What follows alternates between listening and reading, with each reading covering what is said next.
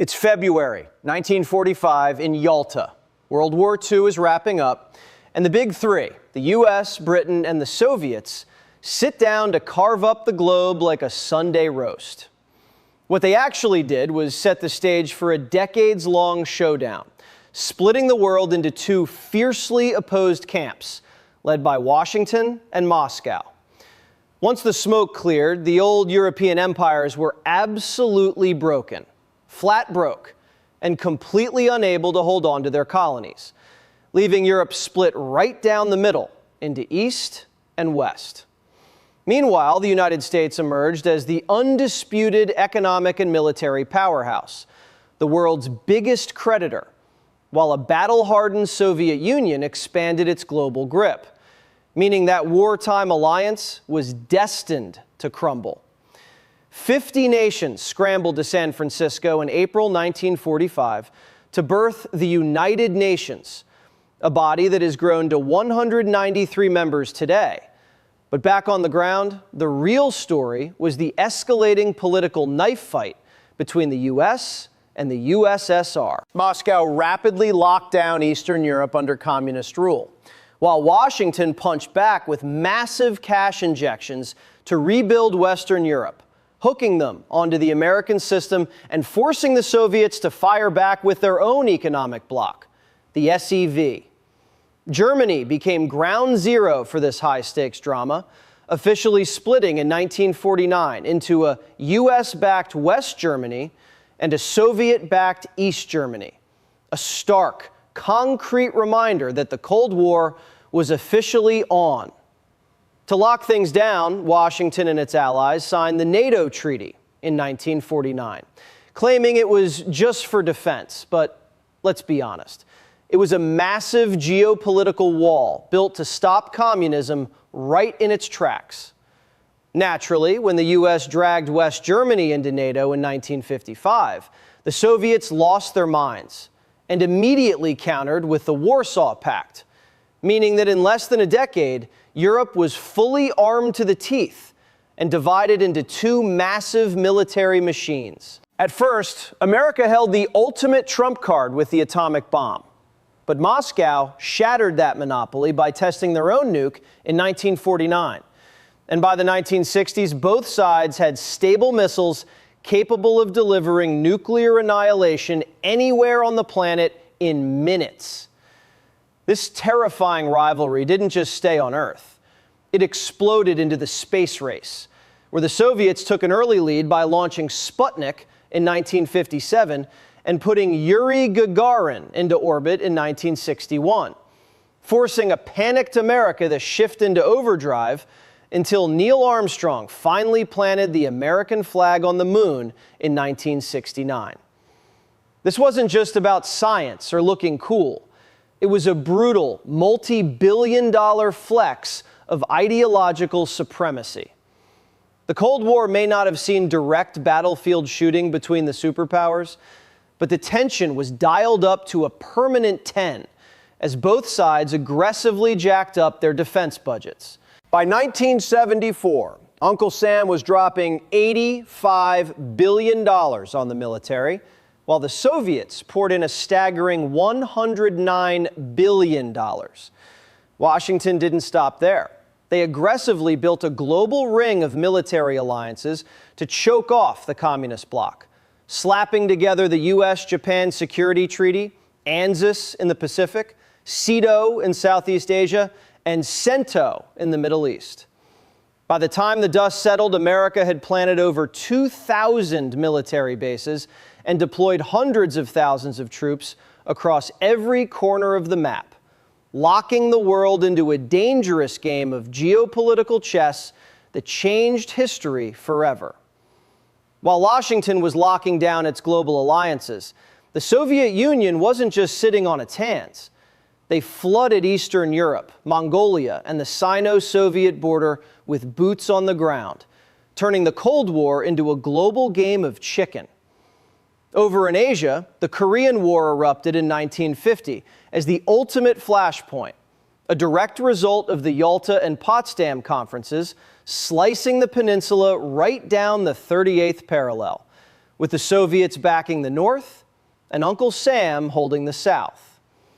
When attempts at a unified government crashed and burned in late 1948, two bitterly opposed regimes were born, leading to outright war by June 1950, pitting South Korea and its Western allies against a North Korean machine heavily bankrolled by Moscow and Beijing. 3 years of brutal bloodshed and grueling negotiations finally led to a ceasefire in July 1953 at Panmunjom, establishing the DMZ along the actual front lines, though both sides naturally claimed victory, while the peninsula remained tragically divided, a frozen conflict that still baffles diplomats more than 70 years later.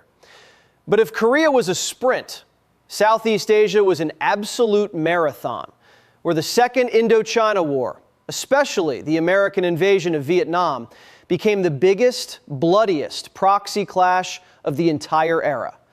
Washington threw an eye-popping $676 billion in direct costs into the Vietnam meat grinder, double their entire World War II budget and 10 times Korea, ballooning to a staggering $920 billion with indirect costs, only for the ultimate victory to go to the resilient Vietnamese people, heavily backed by Soviet and Chinese aid.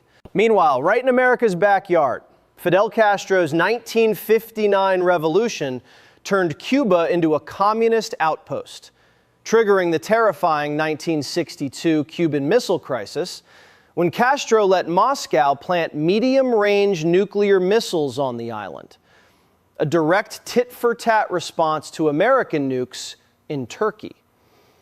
President John F. Kennedy blockaded the Caribbean and prepped for an invasion, pushing humanity to the absolute brink of World War III until the Soviets blinked, packing up their missiles in exchange for a U.S. promise not to invade Cuba and a secret deal to yank American missiles out of Turkey.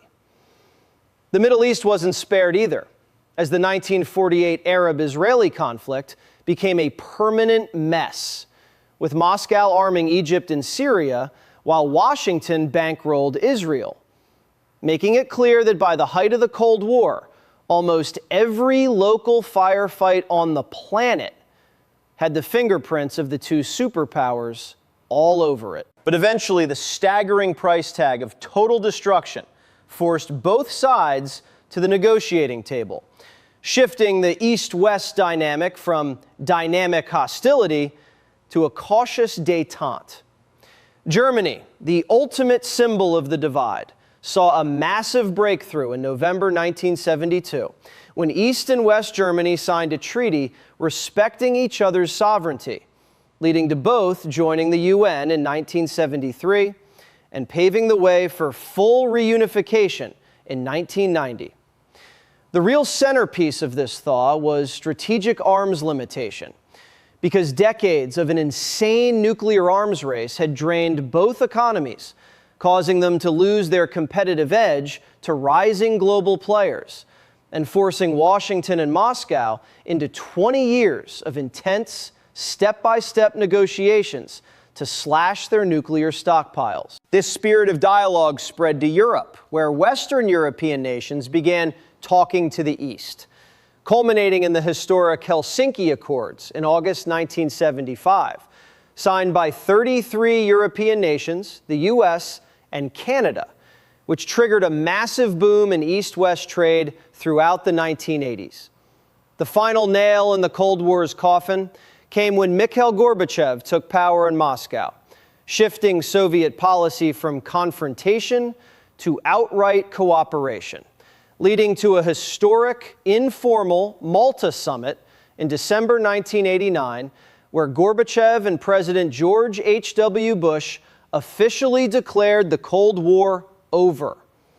It put an end to 40 years of permanent global anxiety and a hyper-expensive arms race that had built an arsenal capable of obliterating humanity and the entire planet several times over, finally closing one of the most dangerous chapters in human history. This insane defense spending didn't just create a mountain of nukes. It absolutely crippled the domestic economies of both superpowers, draining cash away from schools, roads, and everyday citizens, and causing Uncle Sam and the Kremlin to lose their competitive edge on the global stage.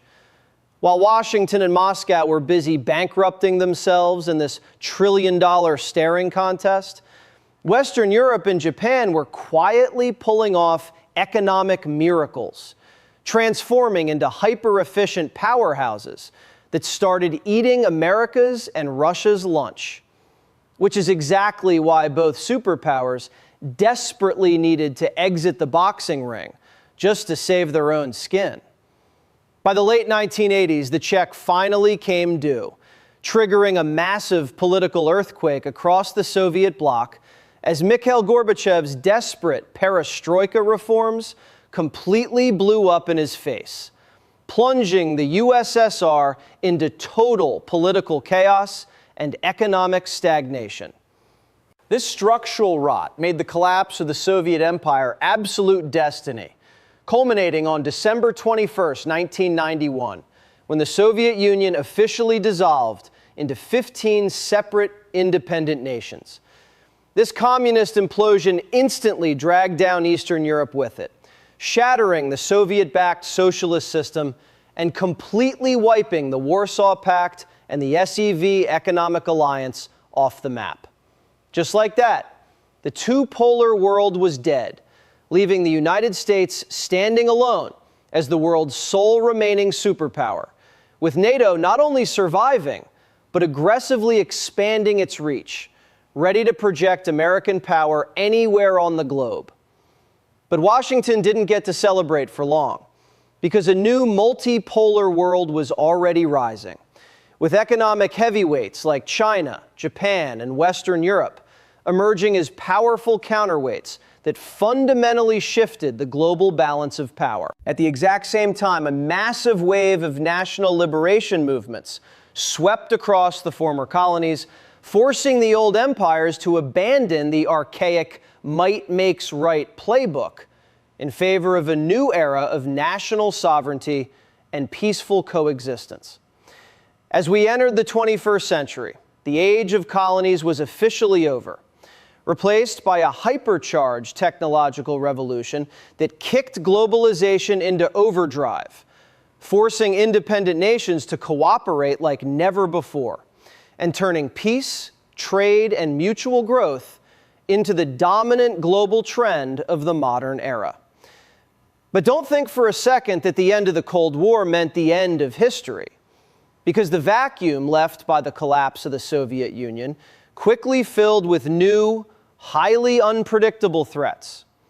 The United States suddenly found itself playing global policeman in a world that refused to stay policed, facing a dramatic rise in international terrorism and regional ethnic conflicts that proved a massive superpower couldn't just solve every problem with conventional military might. As the calendar flipped deep into the 21st century, the brief unipolar moment where America ruled supreme completely evaporated, giving way to a fierce new era of great power competition.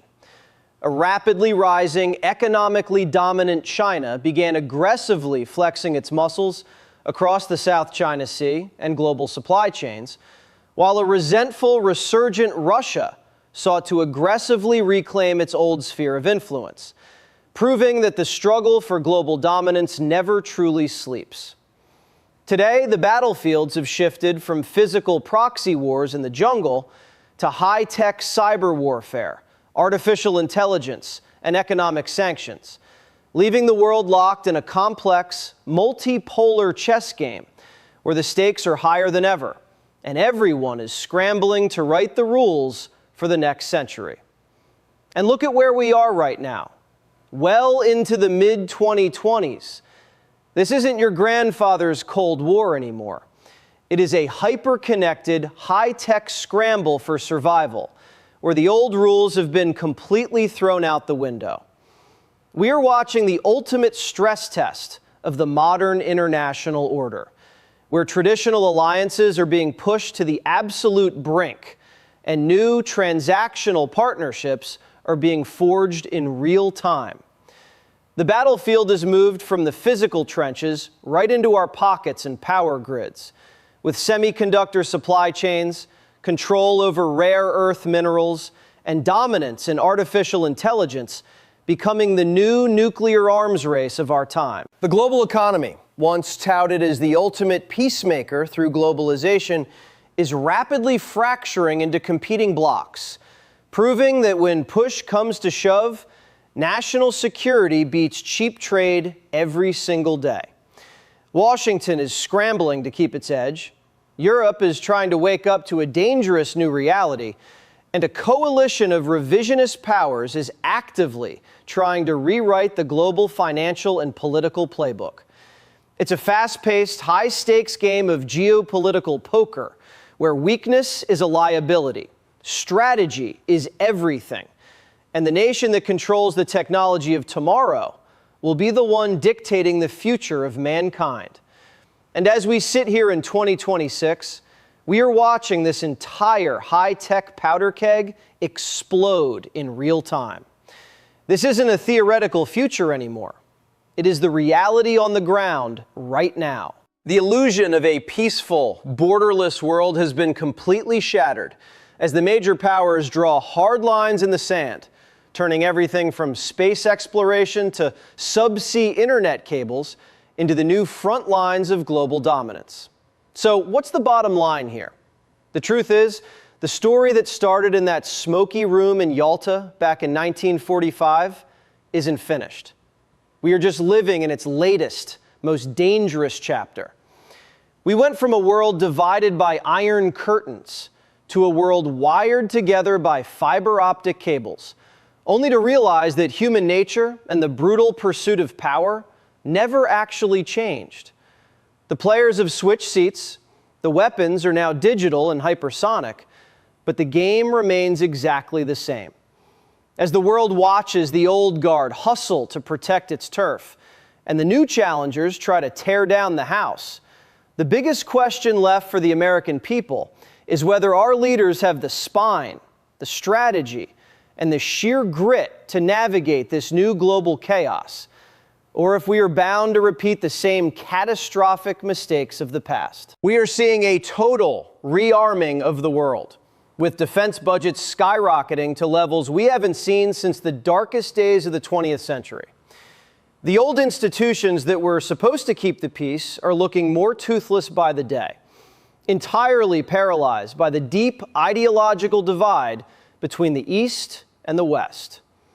It all boils down to one simple, brutal truth. The era of global harmony is officially over, and we have entered a cutthroat new age of survival of the fittest, where the nation with the sharpest tech, the most resilient supply chains, and the absolute will to win is going to come out on top.